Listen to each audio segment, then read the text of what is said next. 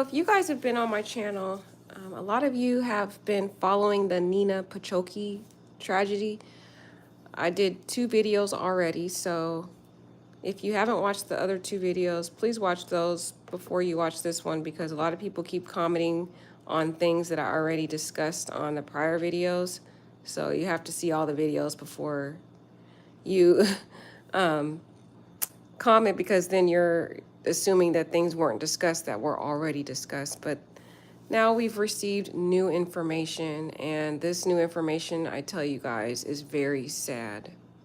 It is very sad, and unfortunately, exclusive details have come out about how she took her life, and more sad details that she actually wrote people asking, for help in one of the messages, and just she was devastated.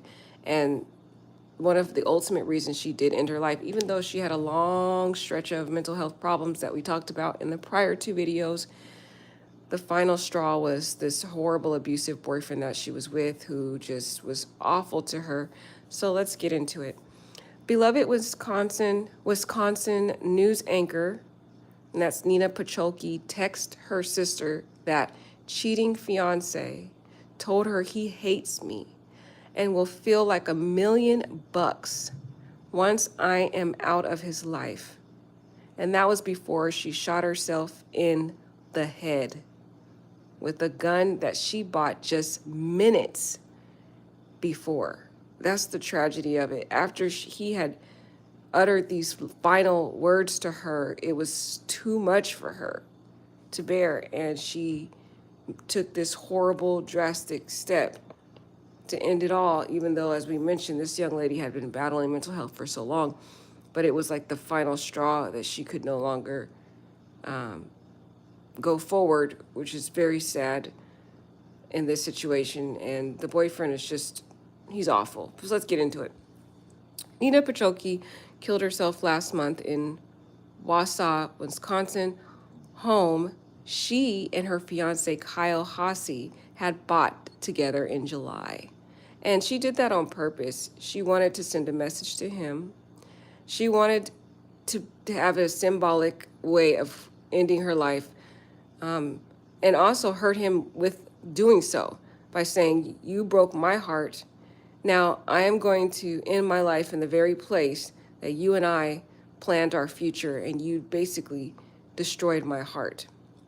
He called off their wedding less than 2 months before they were due to get married. And this man was just a womanizer, you guys. He was awful to her. He would get in all types of disputes, even at one of the cancer awareness events that she had gone to. I talked about that in detail in the prior video, part 2 video.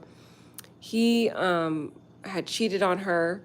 He would say really horrible things about her. He would show photos to his friends of his ex-girlfriends and tell his friends how he wished Neena looked like his ex-girlfriend physically, because she didn't have certain physical attributes that he wanted.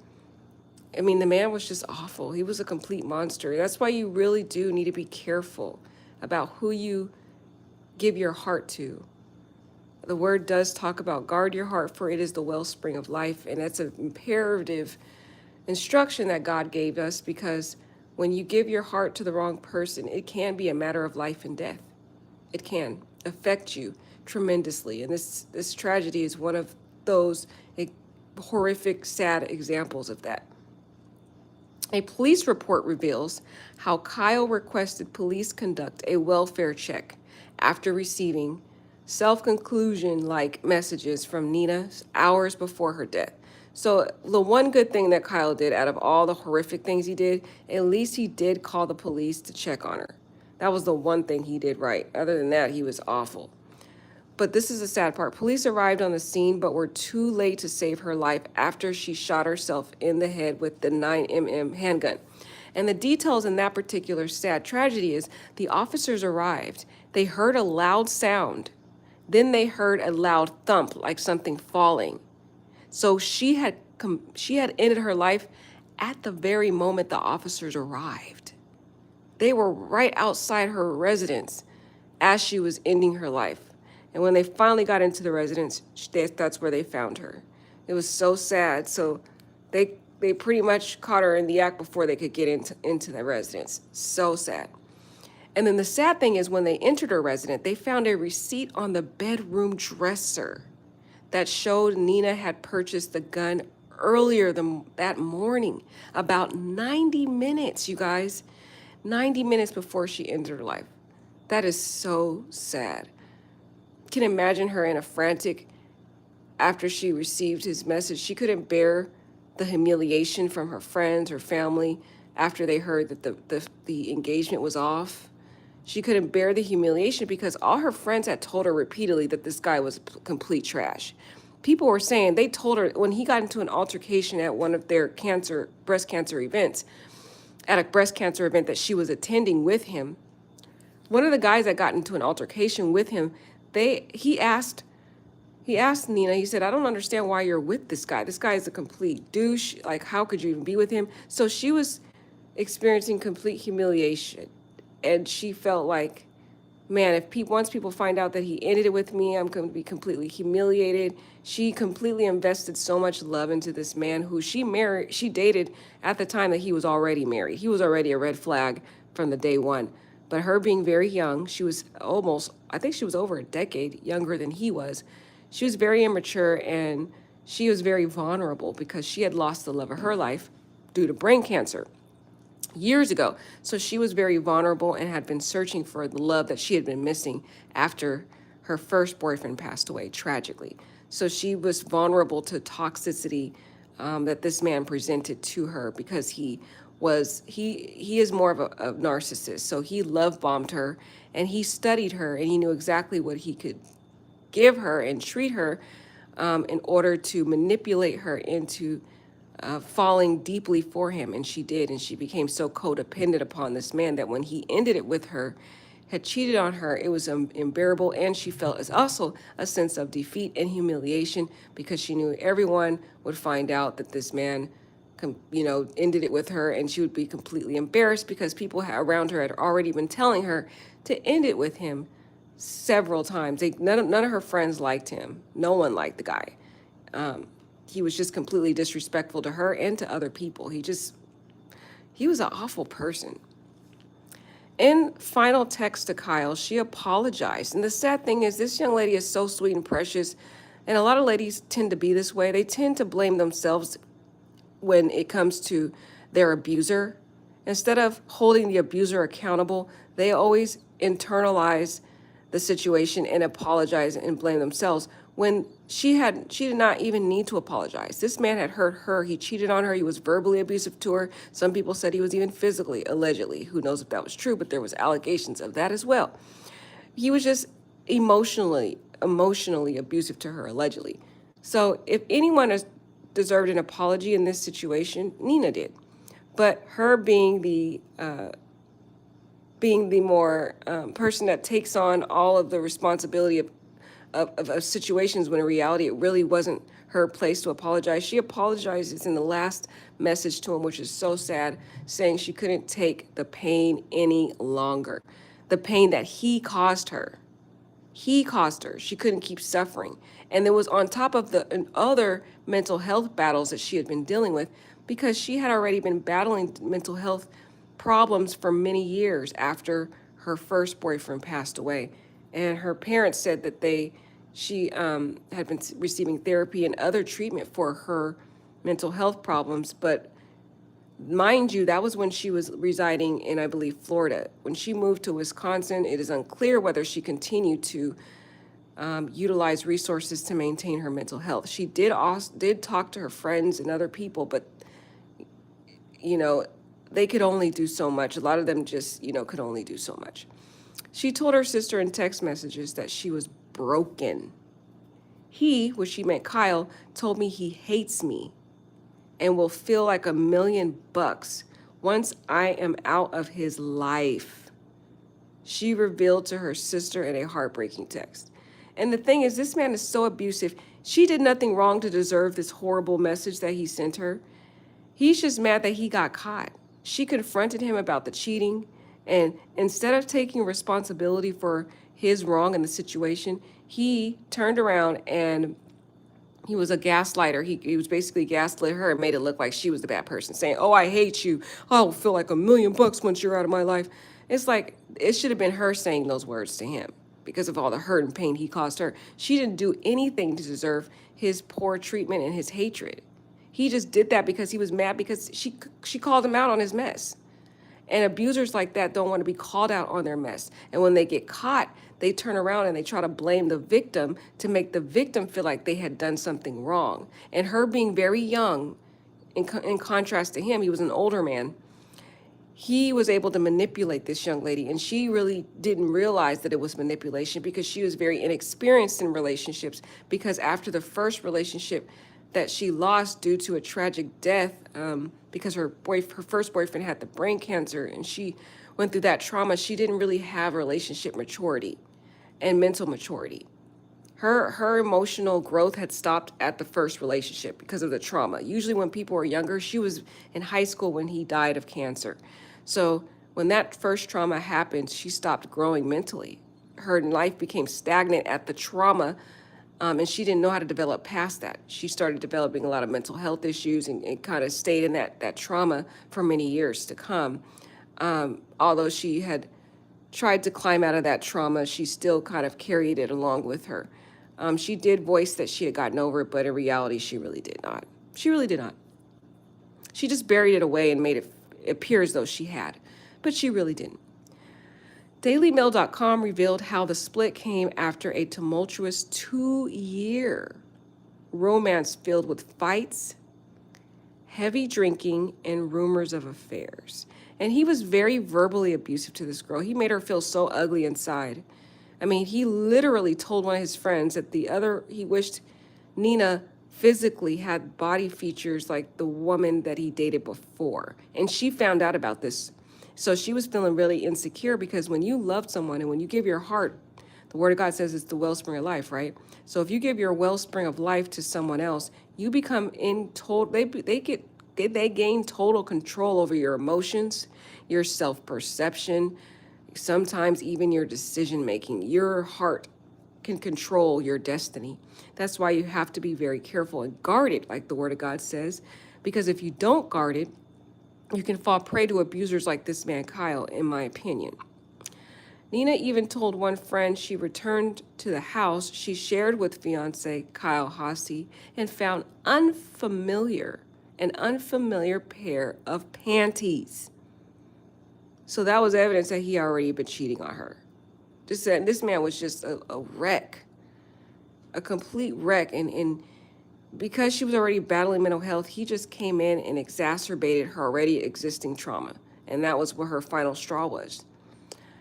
Bubbly newscaster Neena Pacholke, and that bubbly part, just because someone's bubbly on the outside doesn't mean that's how they really are on the inside. You have to be very careful about being moved by the external perceptions that people present to you because things are not always as they seem. So she took her life with a handgun, and it's so sad. She bought it within minutes, guys. An hour and a half after purchasing the firearm at a weapons store. That's why it's important that people our government system enacts laws that require mental health reviews before people purchase firearms. This woman was in a clear mental health crisis, and she was able to go out, execute her constitutional right, which is what some political members are advocating for, and she went and used this gun to end her life. So sad. The tragic end to her life came after her fiancé, Kyle Hasse, broke up with her just 7 weeks before they were due to marry.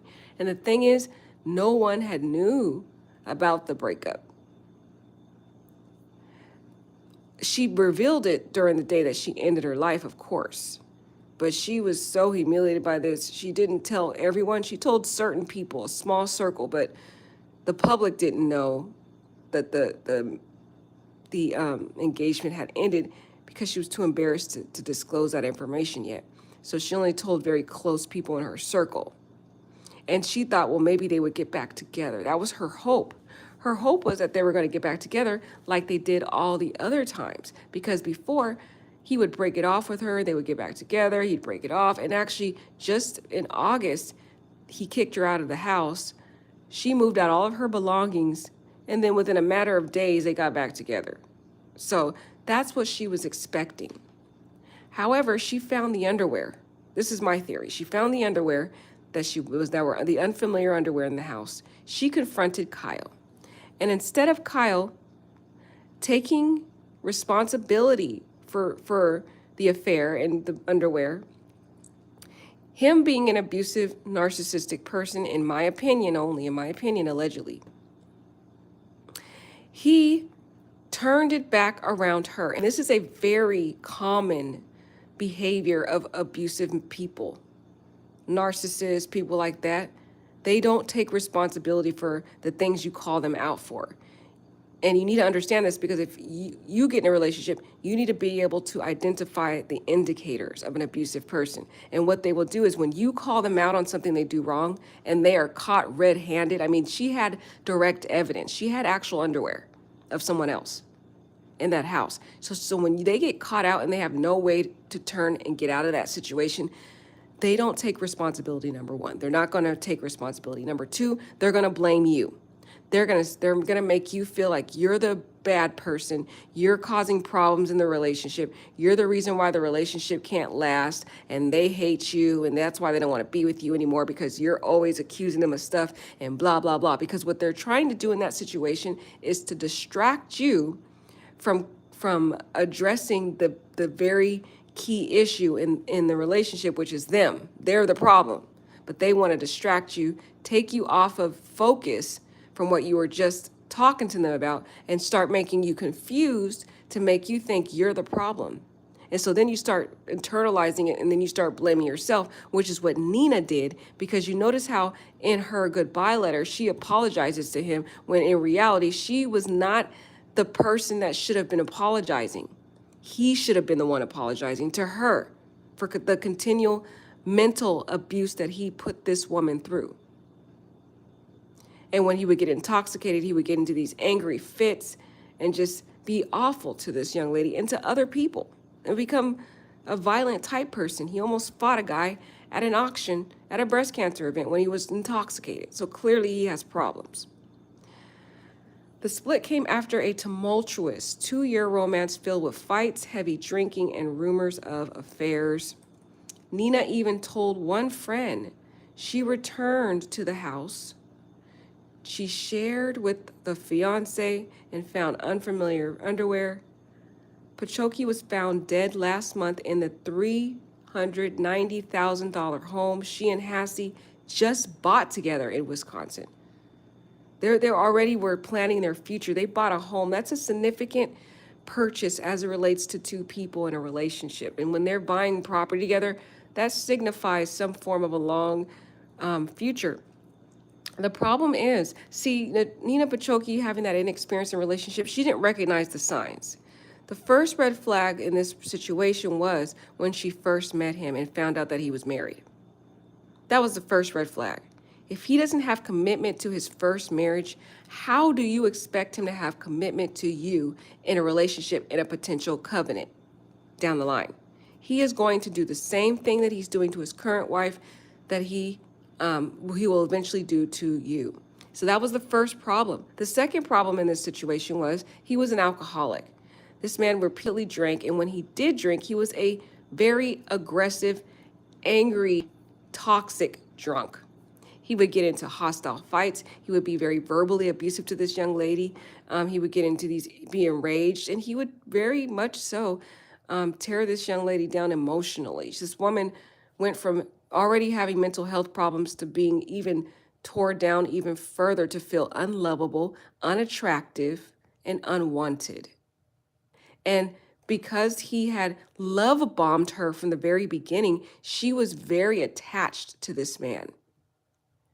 And because she had lost her first love, she became so linked to this new person who had love bombed her and manipulated her and utilized her vulnerabilities to capture her heart and basically brainwash this poor young lady. She clung to him so strongly because she didn't want to lose him, and she was afraid of losing him like she lost the love of her life. She had an issue with abandonment. And so she clung to this abuser no matter how abusive she was. She would have continued to proceed to a marriage with all those red flags that we had discussed. Another concern is his inability to treat other people kindly. When you see that someone you're dating is not treating other people with respect and dignity, that is a huge red flag, how they treat other people, because eventually they are going to treat you the same way they're treating other people.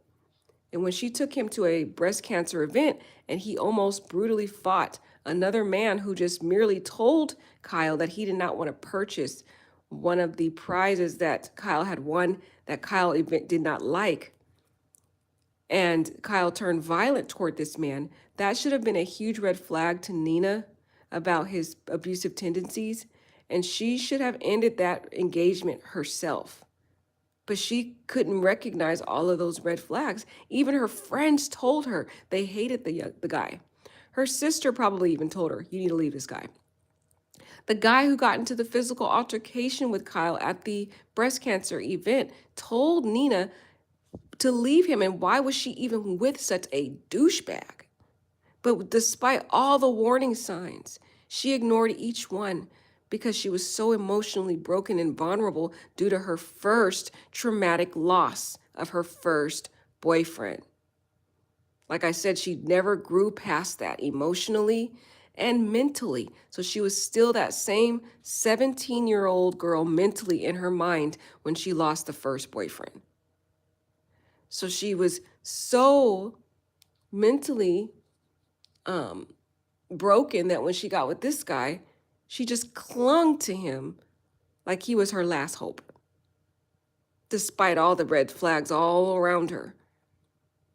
A worried friend even called 911 and asked police to do a welfare check, but by the time they got there, Neena was already gone. So sad. And some people commented on the last video. They said, oh, well, see, her friends shouldn't worry because by that time she's already going to be gone. She did reach that final stage. Like I said in my prior video, there are various stages to the emotional trauma that these people go through. And they do reach out to people because they want help. In the time when they're reaching out to people, that's because they are in a state of wanting to fight for their life.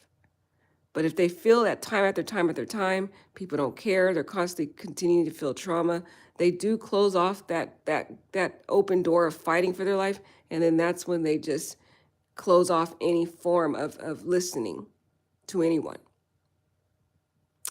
So that's the sad part about it. So she was born June 29th, 1995, and tragically ended her life August 27th, 2022. She was from, well, she wasn't from Florida, but she was raised in Florida, and then she moved to Wisconsin for her career as a news reporter. She was honored earlier in September in a celebration of life service at a local church in Wisconsin.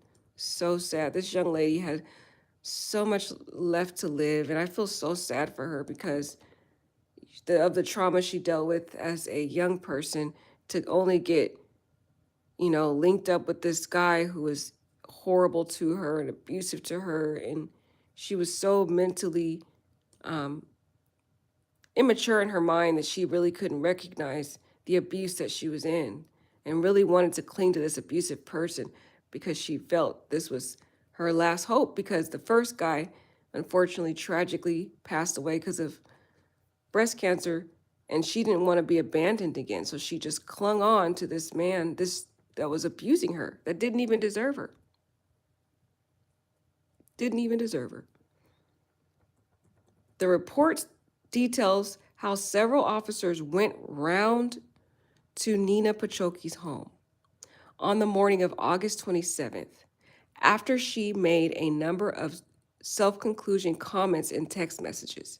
See, she had reached out to her friends, she reached out to her sister, and she sent a message to Kyle, all within that frantic moment.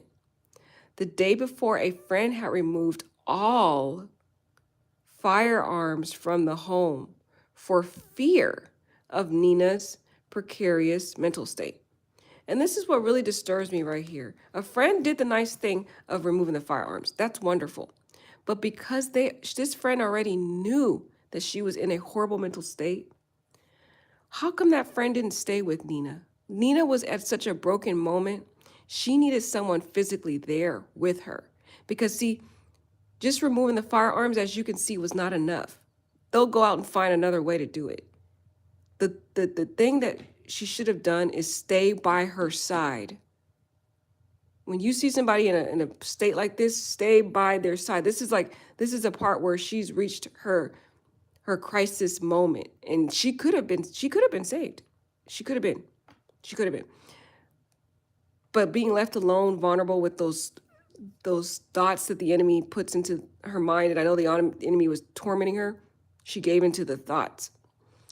But yes, the friend did the right thing by removing the firearms, but the friend should have stayed with Neena the whole night, never left her side, been there to comfort her as she cried, held her in her arms, just was there the whole time. Fiancé Kyle was on his way to Minnesota to see his mother along with his children, but spoke to Neena. So he left the house. He was on his way to Minnesota to see his mother and his children. Because remember, he has children from his first marriage. If you watch the prior videos that we discussed, you will know that he has kids from his first marriage. So that situation is in Minnesota. But he spoke to Neena. And she told him she was going to do something. However, she was not specific. And I think she did that because she wanted to see how much he cared. And I don't think Kyle really showed that he cared. He didn't. Just because he's a narcissist. Narcissists don't care. The only thing that he did was he had the police go over there. What he should have did was came back to try to be there with her, talk to her. He knew exactly what she was saying. Because the reason why I think he knew what she was saying, because he did call the police over there to do a welfare check. So he knew something was up. She was trying to see if he was going to care for her, and he didn't. He just was like, okay, well, be careful, whatever, but call the police. Yes, he did the part of calling the police, but he wanted to hear his words of, no, baby, I love you, or I'll be there for you, I'm going to come back, like something like that, but he didn't do that. He didn't do that. He was ready to end the relationship. He already ended it. Kyle then contacted the police, asking them to make a welfare check on Neena's home. He advised them of the code of the garage in order that the police might be able to gain access to the interior of the home. So that was the one thing he did right. And I really applaud him for that one thing, because in the very prior video I talked about yesterday about another tragic end of a young lady named Raven Jackson, she sent a long text message to her boyfriend talking about ending her life. And that man just left that text message. He didn't even bother to call the police, to do a welfare check or anything. He only revealed that he received this text message after it was found out that she had passed away. So he obviously got that text message around the same day that she did it, which was back in August 31st. But he didn't even disclose the text message until September 6th, when they found her body. So the family in that story was very irate because he didn't even try to get a welfare check. He didn't call the police. He didn't do anything. That man just left that girl, even though she sent him that very decrepit text message talking about she was going to end her life. He didn't say anything about the text message until she passed away. So at least Kyle in this situation, even though he's a monster, I would say, in my opinion, at least the one thing he did right in this one situation was he called the police, and that was the right thing to do. A receipt of the bedroom dresser showed Neena had purchased the gun earlier that morning. So see, it was despite the fact that the friend got rid of all the firearms in the house, she still found a way to do it. So that's what I'm saying. Yes, get rid of the firearms, but the friends, everybody should have been there with Neena at that house when they knew she was already vulnerable. She was already talking about it. She had talked about it already days before. Here's a family picture. There's Neena, that's her father, that's her sister, and that is her mother, who is fighting for her life with stage 4 breast cancer. So not only did Neena lose her first boyfriend to brain cancer, her mother is fighting for her life with stage 4 cancer. So the whole idea of cancer is a traumatic subject matter for Neena, because she keeps having to experience people who she loves very close to her suffer because of this horrific ailment. And so we already know that she has trauma as it relates to relationships because of the loss of her first boyfriend because of cancer. And then now she's losing the next person that she gave her heart to this abusive guy who has no respect for her commitment. He just doesn't. He's a very affluent man, and when sometimes people get money, they feel that they don't have to respect other people. They just become arrogant type individuals. Their head gets big, and they no longer respect the people around them because they think that their worth is in the money that they have. And that's what I think this guy had type of mindset was, because when he was at the breast cancer event and he was getting into the altercation with the other man, Kyle commented that the other man had his wealth from his family, that he couldn't basically get his own wealth himself. And basically Kyle was trying to make himself look good because he worked for his own wealth. So he was trying to make himself appear better than the other man because the other man had inherited his wealth. So this person, Kyle, was very arrogant based upon the money he made. He was a very sick man, basically. A sick man because he felt that his worth was in the money he had and not in the character that he had or lack thereof. When the police went to her home at 11:20 a.m., there was no response from inside. They knocked on the door and everything. So let's get this. Sorry, let's go. I didn't really say the names of the people in the picture. So Neena Pacholke is second from left. Her family picture with her mother, Lori, her sister, Caitlin, and her father, Aaron. So I just wanted you guys to know the names of the individuals in the photo as well. Officers walked around. So after they get to her house, they don't get a response. So then they walk around the perimeter at the home and they peered through the windows, but they could not see if anyone was present. Suddenly, so she was in there, guys. That's the traumatic thing about it. She was in there. She heard the officers knocking on the door. And before they could get in, she hurried up and ended her life during the time that the officers were there. So suddenly, after they walk around there, suddenly they heard a noise. That's crazy. She didn't want the officers to even get into that house. That is sad. The enemy had really gotten to her mind, and she had reached a point of no return. Because when those officers came, she hurried up and made sure she ended it. She could have went and opened that door, but she refused because she was so closed off. So while they're walking around the house, they suddenly heard a noise and clattering as if something had fallen. The noise that they heard was the gunshot noise. The clattering was her body falling to the ground. At the time that the officers had knocked on her residence at 11:20 to try to get in to save her. So sad. Police waited for around half an hour, and they considered ways to get inside the home before finally forcing a door open. And this part I find really weird because Kyle gave them the garage code. So I don't understand. That means he lived at that residence. He gave them permission to enter. So again, I feel in this part, officers were at fault too in this situation because Kyle, number one, he is a resident of the house. He gave them permission to enter.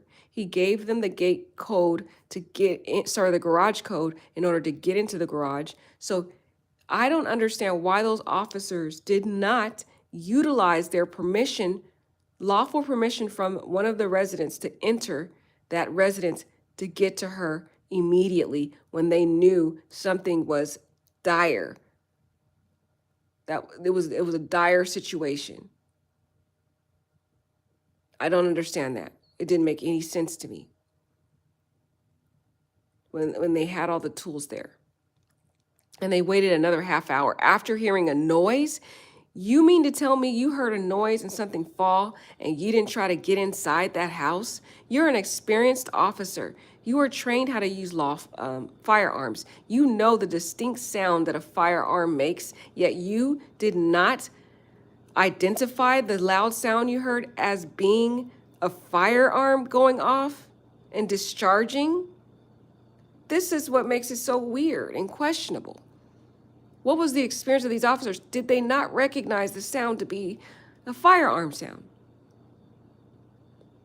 And she did it at the time they were there, guys. That's the sad part about it. So when they finally, after delay, I'm hearing so many stories lately about these officers just delaying. If you guys are familiar with the story about the shooting that happened at a Texas school, elementary school, and how those officers waited for an hour and a half while the shooter was in the classroom shooting up the different rooms, they just sat there in the hallways contemplating what they were going to do. I was like, are you serious? You're experienced officers with all these weapons, and you sat there hearing the gunshots in the classroom, in that example in Texas, and they didn't do anything for an hour and a half. It just didn't make sense. So that's the same thing that happened here. These cops just sat here, heard a distinct sound they should already be familiar with, given their law enforcement, and they have training in using guns, and they're constantly around firearms. They didn't understand that to be a gun sound. This doesn't make sense. So when they finally get into the house, guys, they go into the bedroom where the smell of gunpowder lingered in the air because she had just discharged that firearm while they were there. That's why the smell of gunpowder was so fresh in the air. So sad. They found Neena in a closet. That is sad. Leaning against the wall. With a firearm laying next to her, right hand on the ground. Dang. So she went into the closet to try to muffle the sound of the gun because she heard the officers knocking on her door. She didn't want them to get in to rescue her. She was done, as sad as it is. The enemy had tormented this poor girl so long. She went into that closet while the officers were knocking, trying to get in. And she went into the closet hoping to muffle the sound, and ended her life in that closet. That is so sad. And that's why that's why I feel like the law enforcement, Kyle gave you the garage code. He gave you permission to enter. Why were you sitting and lingering outside? You could have saved this girl. You could have saved her. It's sad. There was also a mark in the wall where the bullet had passed through her skull into the drywall. And the details on this, guys, is just like, dang, this article is getting into way too much details, y'all. Normally, when we have self-conclusion tragedies like this, we don't hear the exact details of how the person did what they did. We just hear they self-concluded, and that's the end of it. This article is giving way too much details. It's talking about how the bullet passed into her skull, into the drywall. I'm like, is that necessary, y'all? Is that necessary for these articles to be so insensitive? Because the parents have to hear this also. That is a lot of detail this article has. I'm just saying how desensitized our society is in disclosing so much details. This is the first self-conclusion I've seen where they're just giving us full front row seat details of how this woman tragically took her life. That's just sad. Sad, sad, sad. And this is a picture of her with her co-host, pretending to be happy in this picture, smiling away, when we all know this young lady had been going through trauma. And I think she was going through a lot of depression those 2 years also, because of the abusive stuff she had to deal with. She had to deal with trying to control a drunk. This man he was drunk all the time. Everywhere they went. He went to a breast cancer event and got drunk at a breast cancer event, you guys. I have never heard of anyone going to a breast cancer event and getting drunk there. That's when you know the person has a drinking issue. So she was already miserable in this relationship trying to take care of this grown man who's over a decade older than her, and he can't even get control of his own drinking. So even though she's smiling here and appears so happy, this young lady was depressed inside. She was not happy. Here is a picture of good times with her dad. And I can only imagine what the poor dad feels, you guys. So sad what the dad has to go through. So she is seen pictured with her dad, Aaron. He was on a cruise at the time of her death. And that's the other sad part about this story that we talked about in video 1, video 2. The parents were on a cruise. They were on vacation. And they had to return from their vacation to hear that their daughter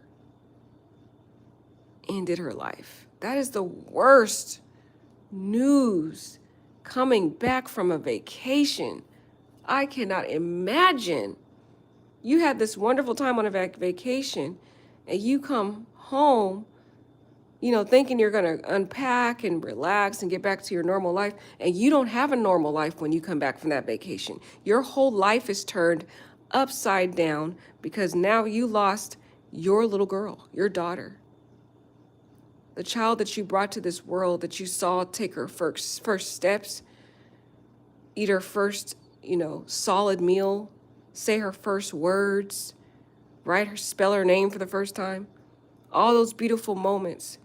And you have to hear your daughter is never coming back home. And on top of that, she's thousands of miles away from you because you're in Florida and she's in Wisconsin. So you can't just drive minutes away to go check on her. You have to board a flight after you just got back from a cruise to get to Wisconsin to try to figure out what happened to your baby girl. This is so sad for these poor parents. On top of this, guys, the mother is battling stage 4 cancer. She's already have to sit here and fight for her life on a daily basis. And now she has to deal with losing her daughter in the worst way, in the way that her daughter ended it all. And the eerie part about this is, that's why I feel like the enemy truly got into her mind, Neena's mind, and truly took massive control over it. And because she didn't reach out and cry out to God to help deliver her from this trauma, and she didn't want to. At this point, she didn't want to. This young lady has a habit of blocking people out and trying to deal with stuff on her own. She talked about this in a blog that she wrote before, which is a horrific way to try to deal with trauma like this. But sadly, that's how she copes, is to self-isolate herself and feel like she could do it on her own, which is not good. But imagine the mother now trying to battle for her life every day. And now she has to grieve the loss of her daughter? That's a lot. That is a lot. I can't even fathom it. The interesting thing about this, though, is Neena, just weeks before she took her life, she had covered a story at the station, and the story was about a woman who had self-concluded, ended her life. And Neena told her coworker, she said, I can't understand how people can just self-conclude. It's such a selfish act, right? She said that to her friend, her coworker, and then she turned around and did it. That is a big example to you of how the enemy, even though you in your normal mind will recognize something to be not a good decision to make, it's the enemy that gets into the mind and he torments the mind so that you no longer think rational in your rational state. She knew that suicide was a selfish act and that it hurt the people around you. She said it with her own words when she covered a story. But because the enemy had consumed her mind with all of this grief and the pain, and he was tormenting her with, see, nobody loves you. This is what Satan was saying to her. Nobody loves you. Your first boyfriend died of brain cancer. Now you have this new guy. He doesn't even want you. You're not pretty enough. No one's ever going to want you. You're always going to be abandoned by anyone you give your heart to. You're not pretty enough. You don't have the right body figure. You heard what Kyle said about you. He doesn't even like you. He even said he hates you. You might as well just end it all because you're never going to get love on this earth. That's what he was telling her. And she was in the closet crying and crying. And then the officers come and Satan's like, hurry up and do it now. They're trying to come in here. No one's going to love you. No one cares. None of your friends are here. You already told them what you're dealing with and none of them are here. See, I told you no one loves you. And he's telling her all this stuff. And she doesn't know how to cope or battle these thoughts because she doesn't have the coping tools. Had she just got on her knees and cried out to God at that one moment, if she wanted to fight, that's what I'm saying. It has to be if she wanted to fight for her life. And she didn't. She gave into the thoughts that the enemy put into her mind. And she began to listen to those thoughts instead of the voice of God. She tuned out the voice of God. She completely blocked him out, period, and started to listen and turned up the volume to the voice of Satan and listened to that voice. And because she listened to that voice, because she had repeatedly gone through so much trauma that she thought that voice was the right voice to listen to instead of hearing the voice of God. And it's so sad. So on the dresser in the bedroom was a receipt from Zingers and Flingers firearm store where Neena had bought a 9mm handgun at 10 a.m. that morning, just 90 minutes, together with a box of ammunition for $840. So see, even the friends tried to get rid of all, because they already had firearms in the house. Friends got rid of all that stuff. But that wasn't enough. She needed people physically there to love and comfort, listen, be there, hold her. She felt no one cared. She felt no one cared. People had so many things going on in their life. They probably were like, oh, I'm sorry that happened to you, girl. Just leave them. Oh, sorry, I got to go. I got to go take care of my kids. Or I got to go get ready for work. But, I hope everything gets better for you. So then she's left alone with those thoughts all over again. And again, her family's thousands of miles away. She can't reach out to her mom and dad because her mom and dad's on vacation. So she's feeling alone and feels like no one cares. And even if they did care, she had stopped listening to the people who cared about her. And she turned up the volume of Satan, like I told you, as she succumbed to the voice of the enemy. The ammunition had been left open on the dresser with 3 rounds missing from the box. Neena's phone had also been plugged into charge on the dresser. The night before her death, she had made a number of searches on Google on how to end her life. The night before her death. That whole window the night before her death. That's what you have to ask. She already had been reaching out to friends and people around her. That whole night, one of the friends came there and took all the firearms. So that whole night, where were her friends? Where was her support system that night before her death? She was left alone with all those tormenting thoughts. It's the worst position to be in when you're having a mental health crisis. But if you are alone in that situation, it's the time where you get on your knees and you cry out to God. But the thing is, she didn't even want to do that because she tuned God out. She didn't want to hear anything about God. She was alone with the thoughts of the enemy, and she turned that volume up to hear his voice. But the sad thing is, the night before, you guys, we can't even imagine what pain this girl was going through. She's online crying profusely in pain, feeling alone, doing Google searches on how to end her life. That is so sad. And she found something about firearms. And this whole idea of ending her life is something she tried before, but also, it was also something that she covered in a news story. And I believe that enemy brought up that story in her mind too. Because she just covered weeks ago a story about self-conclusions. So the enemy brought that back up into her mind, was like, remember that story you covered? You should do the same thing. You should just end it all. So that's sad that she was searching for how to end her life. That is just so sad on Google. She also revealed in text messages to her sister that she was broken and needed someone to talk to. What did I tell you guys? People keep putting in the chat, or not the chat, but in the comments, when someone wants to end it, there's nothing you can do. That is the wrong message to tell people, because that makes people feel desensitized to mental health.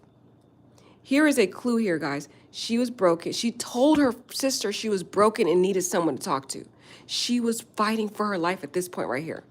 There was still hope. When she told her sister she was broken, needed someone to talk to, she was trying to find a support system out there who cared, who would care enough to call her, who would care enough to come see her, care enough to hold her, care enough to be there in the most vulnerable, tormenting time in her life. And nobody was there. Nobody. And that's when she realized no one responded to her, that's when she made the final decision. That's when she said, nobody cares, I'm done. My boyfriend doesn't care, my friends don't care, everybody's too busy.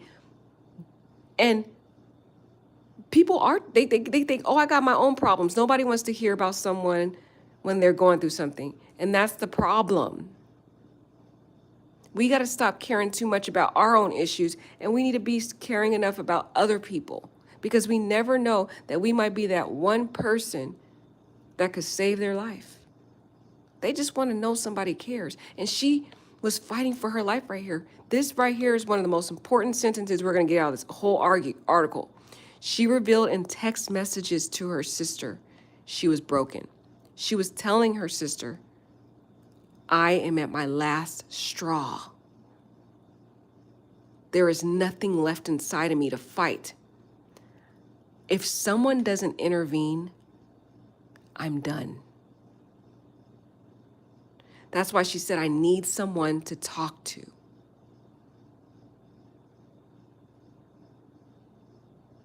I don't know what happened right here, but I'm guessing that maybe either the sister didn't get the message in time because she was busy doing something else, or probably was like, hey, okay, I'm so sorry you're going through this breakup. Because the thing is, look, Neena has been with this guy for 2 years. So friends and family and people have had to hear for the last 2 years of how horrible Kyle is. And so what do you think the conversations they had in the past? They were telling Neena to leave this guy. After 2 years of telling Neena to leave this guy, people were getting tired of hearing about it. They're just like, you know what? I'm really tired of hearing about this guy cheating and doing all this stuff. We've already told this girl over and over again to leave this guy. So yeah, they were showing empathy, but they weren't really doing too much because they just got tired of it. They got tired of hearing it. But when you hear someone tell you that they're broken and they need someone to talk to, I know it can be frustrating when people are in these type of relationships and they've been with the person for 2 years and you've already told them for the 20th time to leave the person, and you're just kind of done with the whole situation. You're like, oh God, here we go again. Here's Kelly calling me about this guy. I already told her to leave, but she's back at it again. Oh Lord, here we go.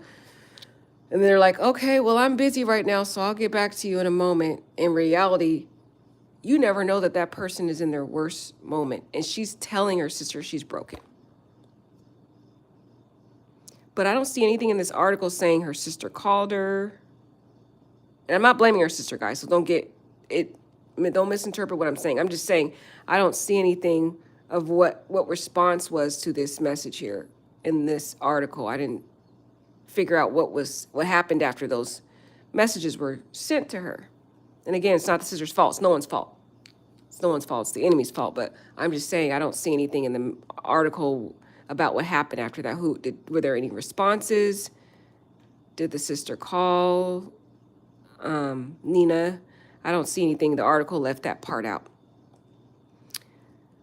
So she told her sister she was broken, needed someone to talk to. This sentence, guys, I keep coming back to it because it's so important. When someone says they need someone to talk to, that means there is a slither. When they say broken, they're already at a broken point where they're at hopelessness, right? But when they say they need someone to talk to, that's a slither of hope right there that you could be that one driving force to save that person's life. Because that means their heart is open to hear someone out. They just want to know somebody out there cares. And we know that to be true because if you listen to my video yesterday, when we talked about Raven Jackson's story, there was a young lady who reached out to Raven, and she said she was battling mental health, and she tried to reach out to many people for help, and no one listened to her. Not even her own mother. So she was at a brink of hopelessness because she didn't know what else to do.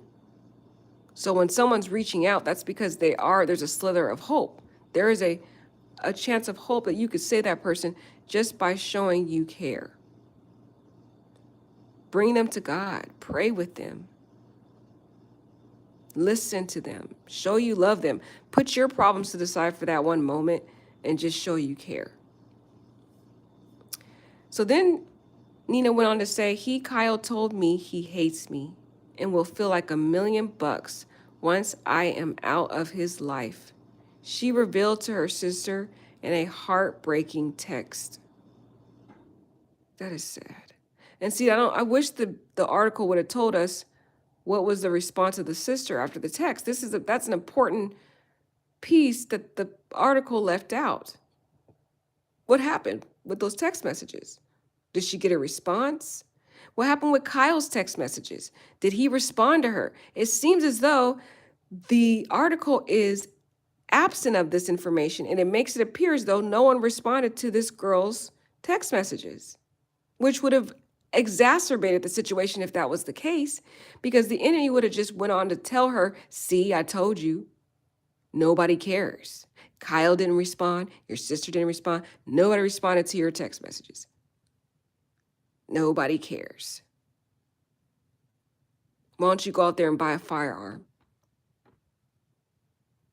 So that's how the enemy is. He speaks to you in that manner.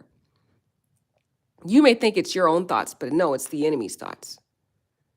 The enemy comes to kill. The Bible says that the enemy comes to kill, steal, and destroy. God comes that you may have life and life more abundantly. This scripture really helps you distinguish the voices that come in your head. If the voices are speaking death, hopelessness, things that tear you down to make you feel inadequate or make you want to end your life, that's Satan speaking to you. When you hear voices that are telling you to fight, that you can do it, keep going, there's people that love you, your life matters, that's God speaking to you. You got to be able to decipher what voice is in your mind. In the minutes before the shooting, Neena sent a desperate message to Kyle in minutes before the shooting. Minutes. She sent a desperate message to Kyle. It was to be her final communication. And you notice none of this talks about any responses to her text message. This young lady was fighting at that point. She reached out to friends. She reached out to siblings. She reached out to Kyle. I don't think anybody responded. That just added to the trauma. And if they did, this article is careless because the article didn't tell us anything about a response. And I've read other sources that said she had told people she was going to end her life, but people weren't really taking her seriously. That was something I read too in another article. But it appears here that they were. There was friends that took the firearms away. Kyle did call the authorities, but where was the friend that physically came there to be by her side? Nobody. Nobody. So by then, when she realized nobody cared for her, or the enemy lied to her and told her that no one had cared, she stopped caring for other people. or meaning for how they would feel if she ended her life. Because you remember weeks ago when she covered that story, she said she thought that self-conclusions was a selfish act. But if the enemy had told her, look, no one cares about you, no one's responding to you, you've already told friends you were going to end your life, no one has cared. Sure, your friends came over to take your firearms, but where are they now? No one's here. So when that happens, it's like, well, why should I care about how they feel? They don't care about me. So they won't care if I'm gone. That's what the enemy told her. So she sends within minutes before she does it. That's the sad thing about it. This just is so sad. Before she does it, she sends Kyle the last message. And she made sure he was the last person she spoke to because he was the driving final. Remember, you have to watch the first two videos to know all the different factors that led up to this, because Kyle was not the only reason. She already had been battling mental health problems. She already had been dealing with depression. She already had been battling a heartbreak trauma from the first relationship. And she has to work at a job where she covers these horrific, graphic stories that she has to be tormented with and takes home with her at night. Okay, so there's a pile of stuff that's going on. The Kyle incident is the final straw on the top of this pile of trauma she had been battling. It's kind of like that game. And if you guys know it, put in the chat. I think it's called Jumanji. I don't know what game that is, where you put all these blocks up, and when you remove certain things, eventually it falls down. That's what I kind of think of. I think of, things piling up over time to the point where you put that last block on there and the whole thing comes tumbling down. That's what happened to this in this story. Kyle's trauma was the final thing, and that's why he was the final person she reached out to, because she wanted it to be clear why she was ending her life. She couldn't bear living without Kyle. She couldn't bear experiencing losing another person that she loved, no matter how she lost him. The first person she loved, who was the center of her world, who was the driving force of her very existence. She put it in an article. She had this blog and she said he was the driving force of her decision making. That person had been gone because of losing his life in the most horrific way as a young person to cancer. And then now this person, Kyle, comes and he tragically abandons her in the worst way. So she didn't want to, this was the final straw for her. She didn't want to have to keep experiencing loss. On top of this, she's watching her mother deteriorate with stage 4 breast cancer. She has to see her mother try to survive this horrific, another cancer. It's like, man, that's how she was feeling. Neena was angry inside, like angry. And I think she was angry at God because all these things kept happening to her, people that she loved. So she began to question God. I talked about this in the first video, I believe it was, that she was angry at God about losing the first boyfriend. She was angry at God that her mother had stage 4 cancer. And now she's angry at God that why did God bring this horrific guy into her life? And that was her own decision, to be honest. That was her own decision to let this person into her life. And because she was angry at God, she shut God out, which is, I believe, the driving force of happiness in our life. God is our source of happiness. He is our source of hope. And without him, we cannot be able to fight the enemy when it comes to mental health. And you need to have a factors of support system. Of course, your therapist, your friends, your family, but you got to have God. You got to. In this world, you have to be able to cling to him. But if you shut him out because of whatever you're going through and you have a sense of unforgiveness and you block him out, well, that gives Satan free reign into your life to torment you. And he will bring people in your life. He'll bring Kyles into your life. He'll bring other people because remember, God said to guard your heart, for it is the wellspring of life. So what the enemy will do, he'll bring in toxic people that will capture your heart. Because once they capture your heart, they can steer your life in the direction they want to steer it, down a path of death and destruction, or down the path of happiness and empowerment to build you up. But if you're not spirit-led and can identify the spirits that are being influenced in these situations, you can be easily deceived by Satan. So, in minutes before she ends her life, she says, I love you, Kyle. I always have and always will.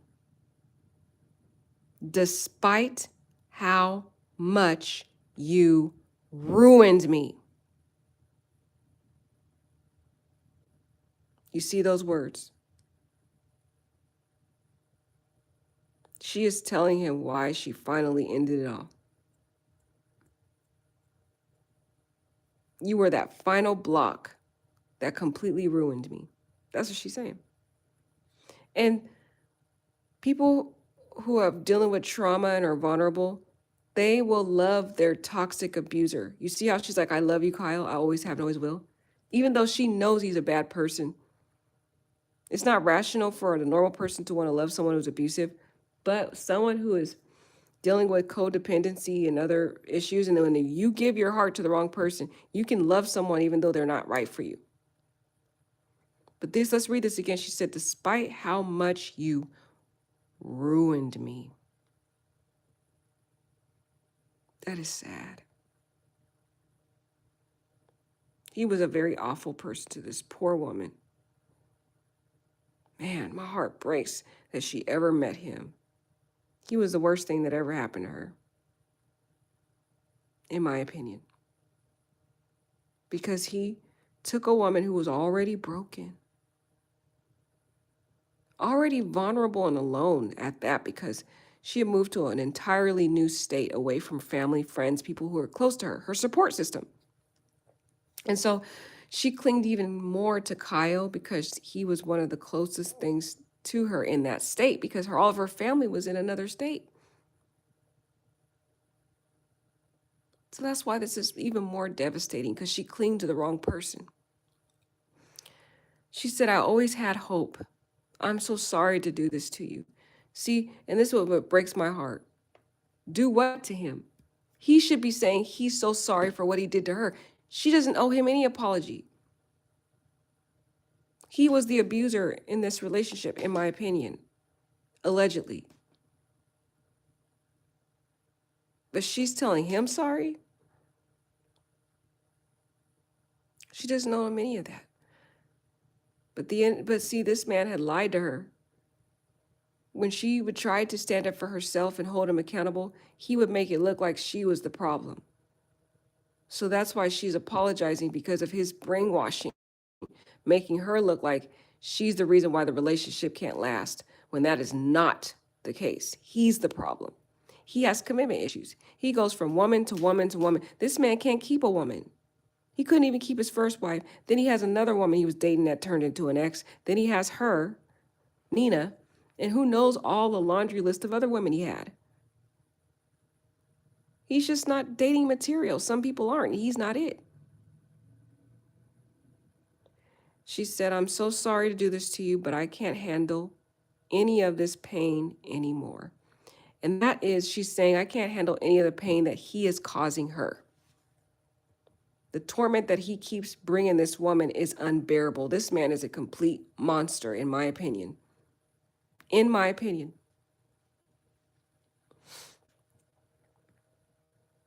Kyle, who was driving with his children at the time of the message. Okay, he did respond. Okay, we finally got some, guys. He responded, okay? But look at how he responds, guys. This right here is so cold and so callous. Instead of saying, I love you, baby, don't do this. We can work this out. I'm sorry for how I treated you. Your life matters. Look how he responds. He's in the car with his kids. He says, the police are there. Adding 1 minute later, if you don't answer, they're going to open the door on their own. Okay, but that's so emotionless. This woman just poured her entire soul out to him. She saw this message, guys. He poured her inside. She poured her insides out to him. And that was her last straw. She was hoping that maybe maybe he would show a sign of care for her. But he didn't. All he said is, the police are there. If you don't answer, they're going to open the door on their own. Not, baby, don't do this. I care about you. I'm sorry for how I treated you. Please don't do this. I care about you. I need you. We need you. There's people that love you. No, he didn't do any of that. It was so cold. That's what to make me think he's a narcissist, because this is exactly how a narcissist would have responded. I just knew he wasn't going to show any empathy at all. So, okay, so the first text message he sent is, the police are there. So she sends this. Look at compare her message to his message and look at it.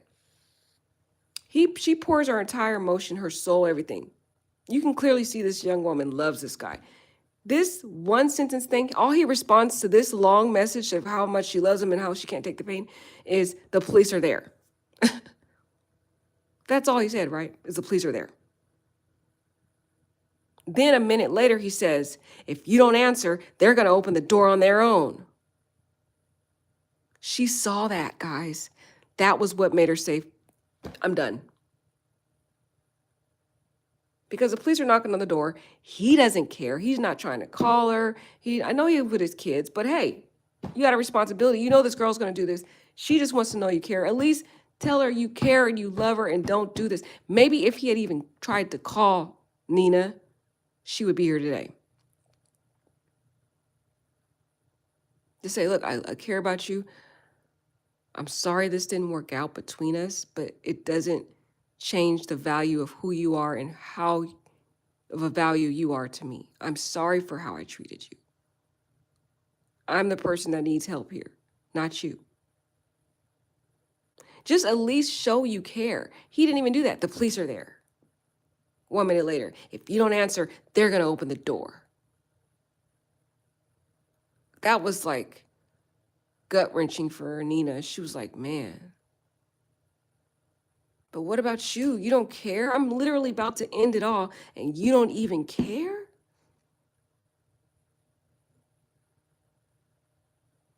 Can I at least just hear that you love me? Or you had some love for me or something after the 2 years we've been together?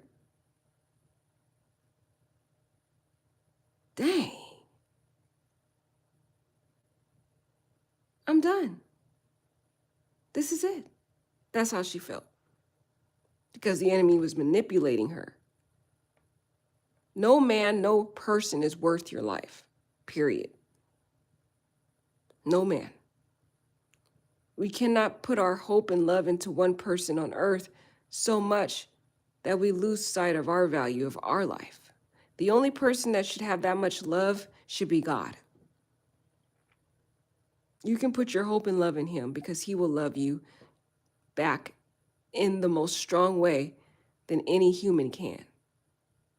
And when we put our heart and soul into a human, they will always fail us because humans are not perfect. That's why the Bible says to guard your heart, for it is the wellspring of life. You have to keep a part of your heart with you, not completely give it to someone. You keep a portion of that sacred for God only. But don't divulge your entire soul to this person because eventually they're going to fail you, no matter how sweet and kind they are. No one's perfect.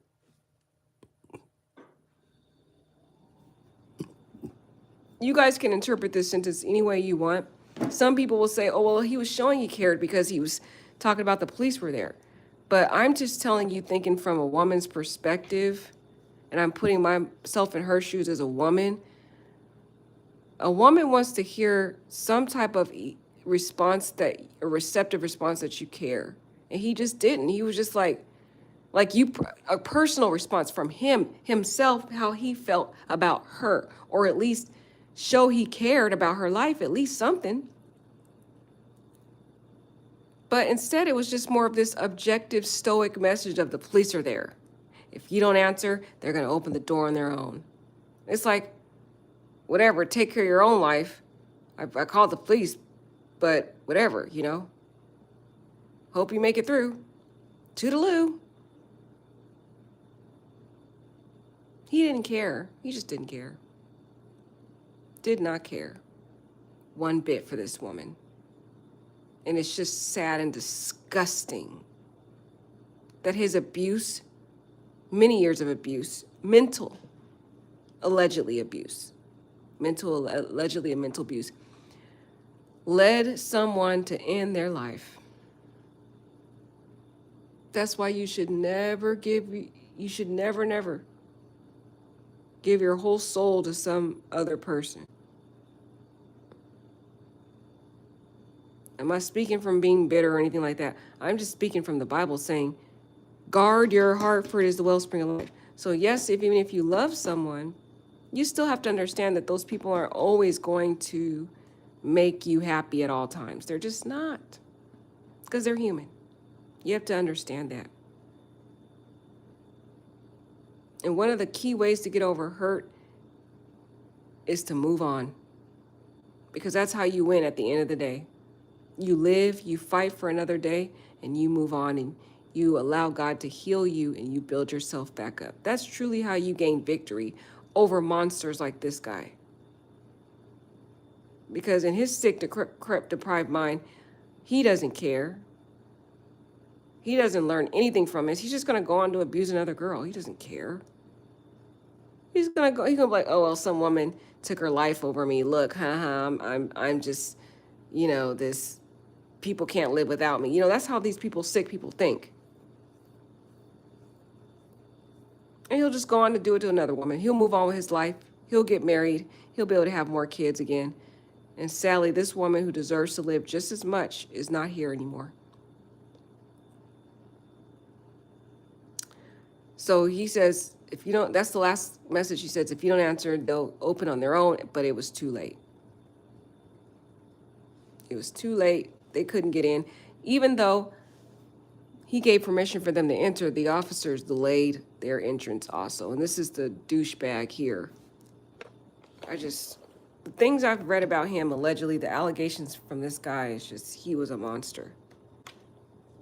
He was a monster. So they're saying here that Pacholke and Hosse's split came after a tumultuous 2-year romance filled with fights, heavy drinking, and rumors of affairs. Now, the heavy drinking was not on Neena's end. Neena's not really a heavy drinker. She probably will have like maybe one drink, if that. She's not the type of person that drinks a lot. Even at the breast cancer event, she was found completely sober, and Kyle here, who has a drinking problem, clearly, allegedly, based on the information divulged about him, was in complete drunk that day and got into a huge altercation while she was completely sober based upon the police report. So she doesn't really have any drinking problem, but she has to deal with this overgrown man that she has to take care of when he has his drunk temper tantrums and can't seem to control himself. And he's allowed his money to get to his head. Because he makes all this money, he just thinks he's king of Zamunda somewhere, and he can just dog people out, treat people like trash because he feels that his money is what makes him a valuable person. That's the kind of mindset he has. He thinks his possessions is what makes him powerful, what makes him valuable. And so he devalues the people around him because of his arrogance. And sadly, this loss will not affect him in any way. I don't really think it will. Because he didn't care even when she was literally writing him. He did care. I mean, he called the police guys. But I'm saying she wanted him just to show some type of emotion, like personal. At least tell her that you care, just something. That's what she really wanted. Yeah, call the police, but say, I care about you. Don't do this. I'm sorry for what I did. I was wrong. Because the thing is, he brainwashed her to make her think that she was the problem. That's why she was apologizing in that text message. Because he already conditioned her to make her think that the times that she spoke up for herself, the times that she held him accountable, was the very reason for why they can't make the relationship work. When in reality, he didn't want to take responsibility for him being a complete cheater and a complete douchebag. He never wants to take responsibility. He wants to blame everyone else around him instead of being held accountable. And her being young and vulnerable, lacking the true relationship skills, because like I said, she kind of closed herself off to relationships after she lost the first boyfriend. So she really didn't have much of the relationship skills and couldn't really identify the certain manipulation tactics that some of these alleged abusers use. So she really didn't even recognize the red flags. And if she did, she became so emotionally attached to him that she didn't even want to walk away. And she wanted to cling to him because she didn't want to lose him like she lost the first love of her life.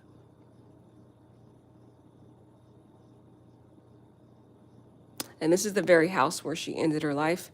This was a $390,000 home that she and Kyle bought together in July of this year, when they were engaged and going to allegedly start their life. And the weird part about this, guys, he meets Neena while he's married with his kids, right? He divorces his wife last year, and now he's planning to jump into a whole brand new marriage. You can tell how completely irrational and toxic this guy is. He's going from marriage to marriage, another new marriage. You're not even taking a break in between there to figure out where you went wrong in the first marriage. This second marriage with Neena was already on the brinks of failing because he couldn't even sit down for 5 seconds to figure out where he went wrong in the first marriage. He's just jumping from marriage to marriage to marriage with all these different affairs in the midst of these two relationships he's in. He's got other women he's sleeping with. He's just a complete problem. He doesn't care about these different women that he's hurting. He's going around hurting. So, Pacholke is 27. Kyle is 38. So he's 11 years her senior.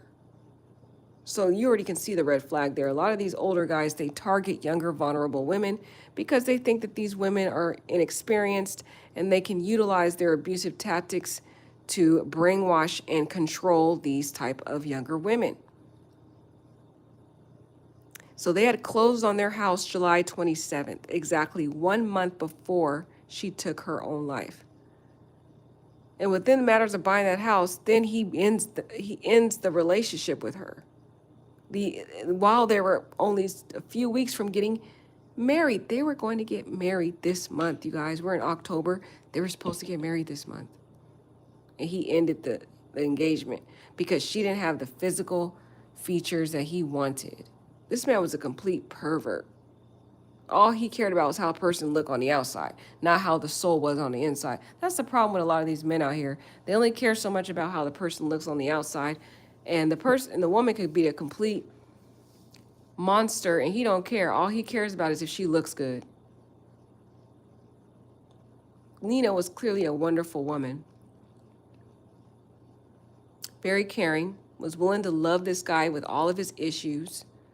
She loved him in the fact that he was married. She loved him even though he had kids. She loved him even though he was a drunk. She loved him even though he was abusive and angry.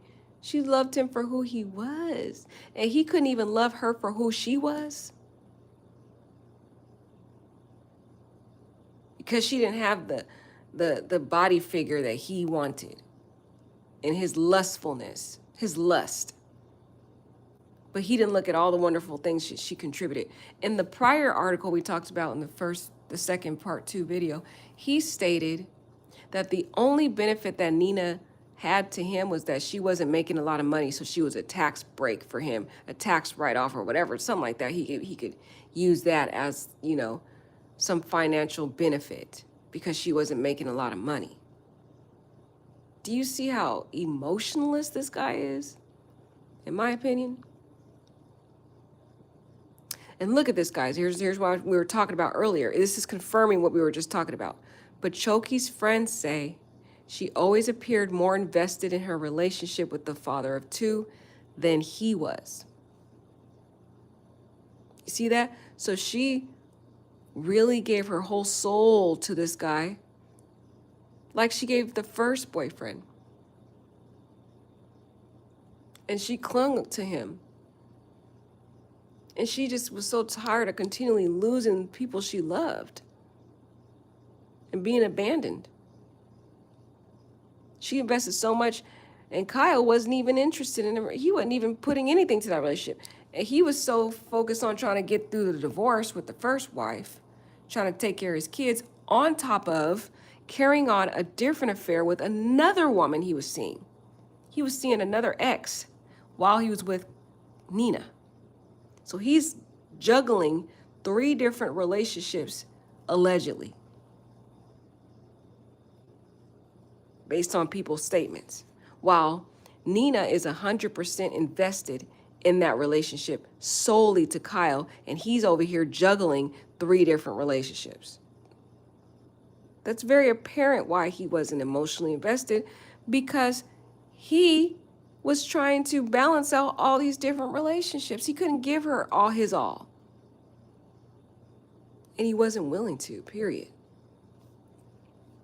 The friends say they were always arguing, and it seemed like Neena was more in love with Kyle than he was with her, one friend told Daily Mail. That is so sad. And that contributed to her feeling rejected. Neena had also become suspicious that Kyle, who worked as a commercial sales manager at Imperial Industries, may have hooked up with a former lover. Remember we talked about that? He was in 3 different relationships. And this one's going to recap what we talked about in video 2. One friend said that just a few weeks ago, Kyle showed a friend a nude picture that a former mistress had sent him. And he told the friend, "Look at her boobs and ASS. I wish Neena's body looked like that." You see how shallow he is? How this man is not committed to his relationships. He just uses these women as objects for his pleasure. Look what he said would go on to say about Neena. "I don't even want to go home to Neena." And this is while he proposed to her. He proposed to this woman, making her think he wanted to marry her, but yet he doesn't want to go home to her. That's the problem with this man now. He's trying to divorce the first wife, trying to marry a woman that he don't even want, making her believe he wants her. So he was brainwashing her. And then he says, "The only thing I get from her is a tax break because she only makes $47,000 a year." Can you believe this? The words he talked about a woman that he proposed to, that he bought a house with, that he was going to marry. It's insane. This is what makes me think he's a narcissist, because this is how narcissists are. They don't get in relationships because of the emotional connection they have with the person. They get in the relationship because of a benefit that they will receive from that person, and it doesn't have anything to do with their emotional connection. It has to do with, what benefit do I get out of being with this person? What type of supply is this person providing me? Well, in this situation, the only supply Neena was providing him was the tax break. And that was the only reason why he was going to marry her. He wasn't attracted to her, didn't want to be with her, but he was sitting here stringing this woman along while he was having a physical affair with a woman that he was physically attracted to. That may not have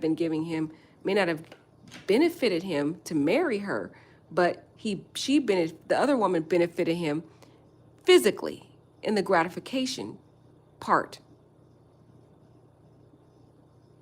Just so sad. And look, you can see the cup here of alcohol. This man just was a druggie. Neena Pacholke and Kyle Hassey met at a funeral, and that's the ironic thing, guys.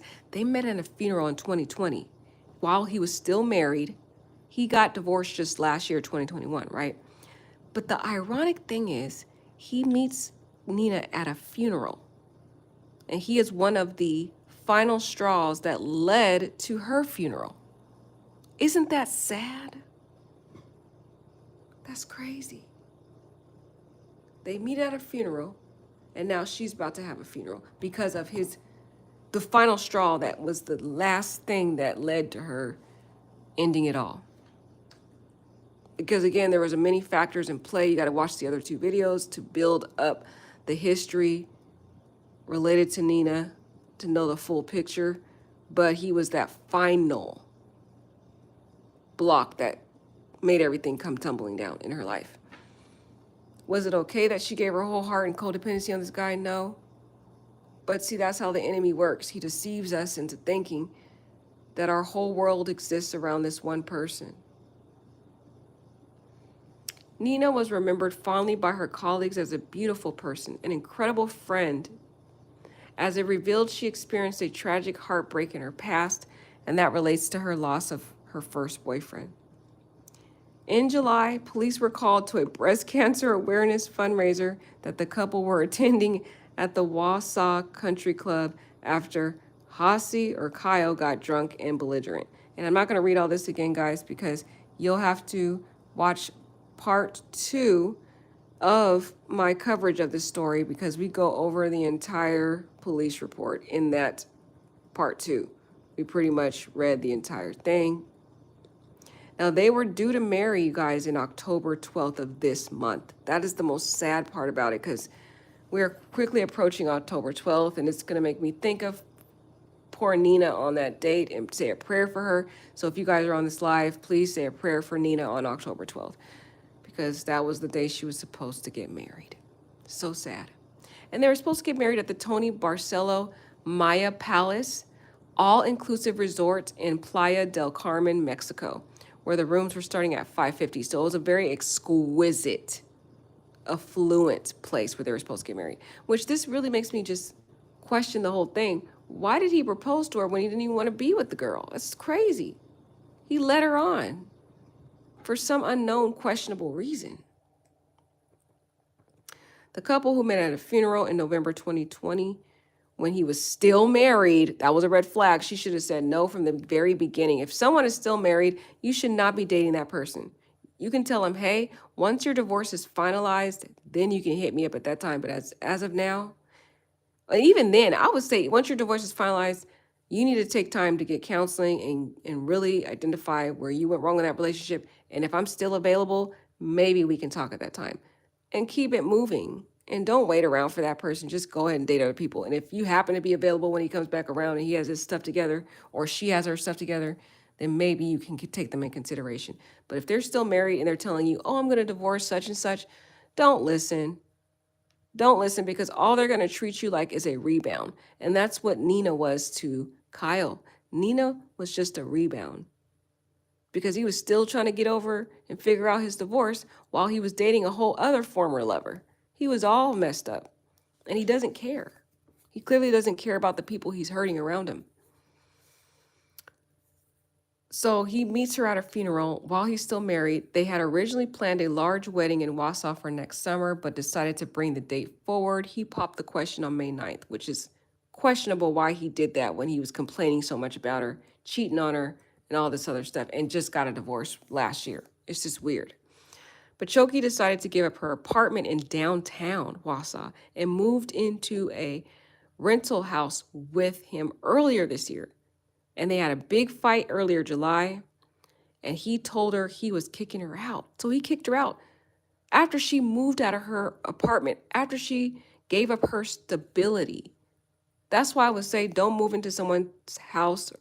Make sure you guys are legally married first before you start, because you just never know what's going to happen. Imagine if that relationship doesn't work out, right? The relationship doesn't work out. So now you got to figure out how to find another place, or you may be stuck in a lease with that person. So now you got to live in an uncomfortable situation with an ex while he or she is bringing other people in. You got to watch him or her dating other people while you're trying to get over the breakup. Like, it just doesn't work out. It's just best to not live with people until you're actually married to them. It's just the best proper course of action, just to protect yourself emotionally, because you just don't know how the relationship's going to turn out.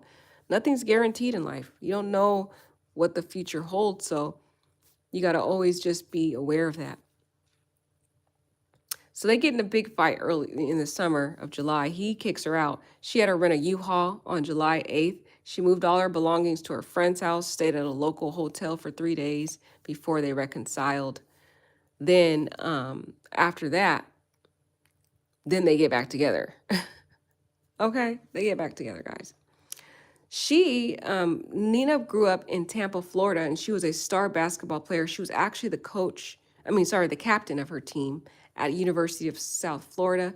She was a popular figure in her adopted hometown, but her fiance was not so admired. No one really liked Kyle. Her friend says that she never liked him. He always was the drunkest one at the bar. Said another person he made good money and wasn't afraid to let everyone know. What did I tell you guys? This man associates his identity with the amount of money he makes, his possessions. So he thinks because he makes all this money that he is this valuable person.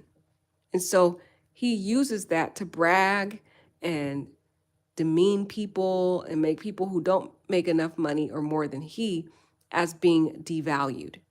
And he would go around and brag about it. He was the drunkest one at the bar. He drank his money away. He made good money, but he wasn't afraid to let people know. Constantly bragged about it. That's how people knew he made good money, because he kept talking about it. Because he was arrogant, and that's how he identified his value, was through his income. Those people are the most toxic. You want to stay away from people like that, because God says the love of money is the root of all evil. And if you love money more than you love yourself or love God, then you begin to equate your value with that money. And then you can turn into someone who becomes arrogant and think you're better than people because you make more money than someone else, when that's not the case. He had won a basket as a prize, but didn't want it and tried to sell it to a country club stockholder, Corey Suthers. This was the person they got into a fight with before. When Suthers said no, Hosty called him a piece of shit. That's Kyle. Kyle called him a piece of shit. He wanted his $2,000 back that he spent on the charity basket. And it's all for charity for breast cancer. And he didn't even care to donate that money. This just shows what kind of monster he is. Instead of just saying, hey, I'll just take the gift, at least I did it, donated to a good cause, a cause that means so much to the girlfriend and fiance I'm with, because her mother has stage 4 breast cancer, by the way. He didn't care. He just wanted his money back. And when he didn't get it, he started to throw out a profanity, insults to Corey and everyone else inside the club. And according to the police report, he made derogatory remarks about Suthers' wealth coming from his father. Like I told you, you notice how Kyle focuses on wealth so much. He thinks he's better than everyone because he was able to work for his money, but then he devalues Corey because Corey inherited his wealth. So he's like, oh, I'm better than you. You can't even make money on your own. You had to depend upon your inheritance. So I'm a better person than you are. That's the kind of deranged thought process this guy has. So the rest of this article is just going to go into, I believe, review of what we covered in part 2. So we're not going to repeat all this stuff again.